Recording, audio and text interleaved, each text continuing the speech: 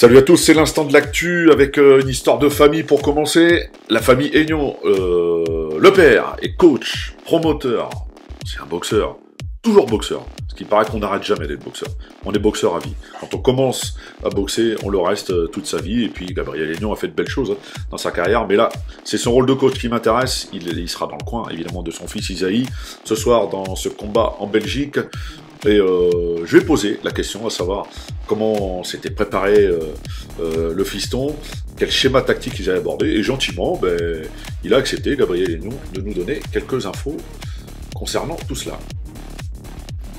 C'est pas compliqué, donc la boxe correspond bien, le style de boxe de l'adversaire correspond plutôt à la boxe d'Isaïe, donc ça sera un très beau combat. J'espère que l'autre il va pas fuir et puis il va aller chercher Isaïe, donc ça sera tip top.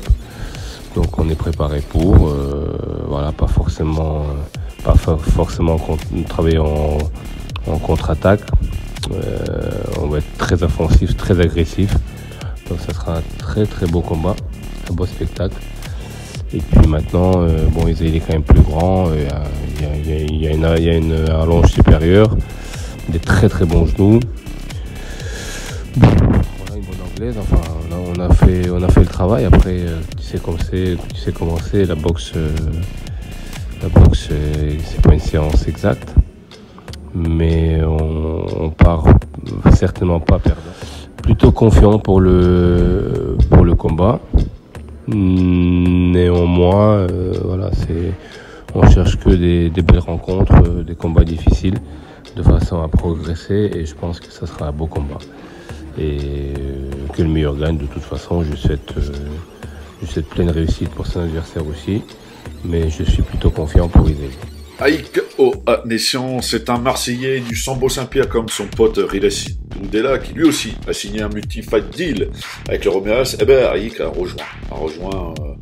rejoint les grandes organisations proposées par Romeas père et fils.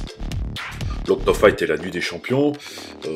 C'est une demi-surprise là aussi, parce que c'est un local, on va dire ça comme ça.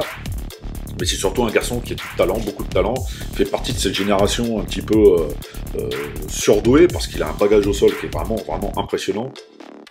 Il ne faudra pas le prendre à la légère pour les combattants qui vont le boxer, parce que il est vraiment bien dans ce qu'il fait. Il a la structure qu'il faut avec Eric Simonini. C'est vrai que ça peut paraître simple comme ça de dire ouais, ils sont Marseillais, travaillent entre eux. Non, ça marche pas comme ça. Simonini a montré qu'il avait du talent, qu'il savait former des combattants, les amener au plus haut niveau, et c'est pas fini, évidemment. Donc, et puis c'est un travailleur, c'est quelqu'un de très sérieux, et c'est ce qui est apprécié chez les Romeas. Donc les Romeas se sont tournés vers lui, on dit voilà, tu travailles bien, nous on va travailler avec toi. Est-ce que tu es d'accord? Oui, bon voilà. Donc on signe avec Oanessian. Là aussi, c'est une bonne pioche. C'est une bonne pioche, un bon coup réalisé par les Romeas. Il fallait le prendre. Il va falloir le laisser éclore au plus haut niveau et puis en faire une star, comme ça se faisait à une certaine époque. Je l'ai déjà dit, mais je le répète parce que c'est comme ça que ça marche. On est un petit peu en manque de leader, et quand le travail est bien fait en amont, comme ça se faisait à une certaine époque, ça change un petit peu la donne. Et puis on se retrouve avec des champions connus, reconnus, appréciés du grand public, parce qu'on les a laissés éclore et grandir petit à petit. Voilà, il s'appelle Aïk Oanessian, il a signé un multi-fight deal avec Eric et Anthony Romeas, et on devrait le retrouver à la nuit des champions le 21 novembre prochain. On va parler boxe avec Maïva Amadouche. Moi j'aime beaucoup cette boxeuse. Alors c'est vrai que d'une manière générale, j'aime les boxeurs et les boxeuses. Je m'entends pas avec tout le monde, mais j'apprécie toujours, même chez les gens qui n'aiment pas, j'apprécie les qualités. Mais j'aime bien parce qu'elle a du caractère, c'est pas une tricheuse, c'est une boxeuse qui travaille beaucoup, qui se donne les moyens. Puis là, c'est l'ancien challenge de retourner chez les amateurs, gagner les tournois qualificatifs, et pourquoi pas aller au JO. Voilà. Donc c'est un gros challenge, parce que quand tu passes de pro à l'amateur, c'est compliqué. C'est pas du tout la même boxe. On a pu s'en rendre compte avec Tony Yoka, qui lui a fait le changement inverse, donc est obligé de poser un peu plus sa boxe. La boxe amateur est quand même s'appuie sur un gros débit de coups, il faut une grosse condition physique, et je suis pas surpris que Maïva Amadouche le fasse, parce que c'est une bosseuse, voilà, c'est une bosseuse, elle se donne les moyens, elle triche pas. Donc à partir du moment où tu donnes les moyens et tu triches pas, pourquoi pas. Et compter, je trouve que c'est intelligent de la part de la Fédé de boxe de compter sur ce genre d'athlète, parce que ça peut être un moteur en plus pour une équipe, parce qu'elle a la personnalité, donc, elle a tout pour faire de bonnes choses, mais également être une espèce de leader, et tout ça que je confondu, hein, je mets les choses bien au clair. Et c'est tant mieux que de l'avoir gagné ce genre de tournoi. On continue avec de la boxe et un coup de gueule.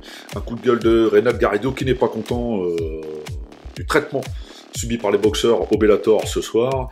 Alors c'est vrai que bon, on a quand même des horaires un peu bizarres, avec ce championnat de France poids lourd diffusé à 15h, enfin même pas diffusé, disputé à 15h. C'est quand même lamentable parce qu'on a quelqu'un comme Neoufel Ouattara qui lui est multiple champion de France et qui méritait un petit peu plus des gars. Et puis là, Reynald Garrido, ben lui il est pas content parce que du sort réservé à ses potes de club.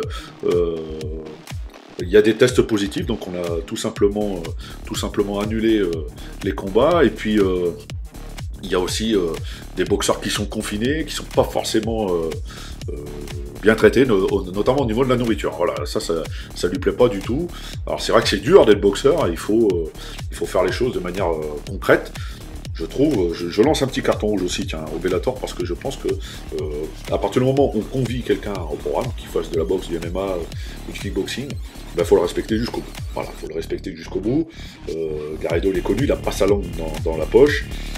À la rigueur, il n'est même pas concerné, mais c'est vraiment parce que ça touche les siens, son club, qu'il a poussé de gueulante, en expliquant comment, voilà, il fallait peut-être faire les choses de manière un peu plus sereine, et pas faire n'importe quoi. À titre d'exemple, Kaiser, le coach, lui a été contrôlé, et finalement il est négatif.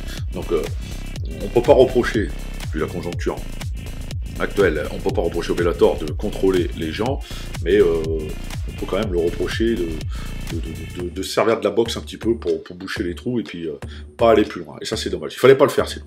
Voilà, c'est aussi simple que ça. Donc je rejoins notre ami Reynald Garrido dans ce coup de gueule matinal. On va finir avec quelque chose qui me tient à cœur. Voilà, j'aime beaucoup ce boxeur. Alors c'est vrai qu'il fait partie de l'ancienne génération. Cyril Abidi, évidemment, il y a la légende Peter Hertz, mais quand ces deux-là se sont croisés, ça s'est pas très bien passé pour le Hollandais, puisqu'il y a eu 3 rencontres, 2 victoires pour le Français, dont celle-ci.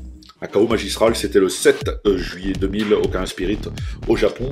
Et pas à la surprise, mais si à la surprise du public, Cyril Abidi mettait KO Peter Hertz. C'était quand même un monument qui s'écroulait. Abidi, il faut bien comprendre que c'était un petit gabarit chez les poids lourds, puisqu'il pesait dans les environs de 104 kg. Il a fait toute sa carrière à ce poids, il n'a jamais essayé de prendre du poids ou quoi que ce soit, il est resté fidèle à lui-même, et il a fait un solide parcours. Voilà. Et il a cette victoire face à Peter Hertz, ces victoires face à Peter Hertz qui sont inscrits dans sa légende, et ça méritait bien un petit coup de flash comme ça, pour se faire plaisir ce samedi matin. Merci à tous de m'avoir suivi, je vous donne rendez-vous à bientôt, ciao ciao.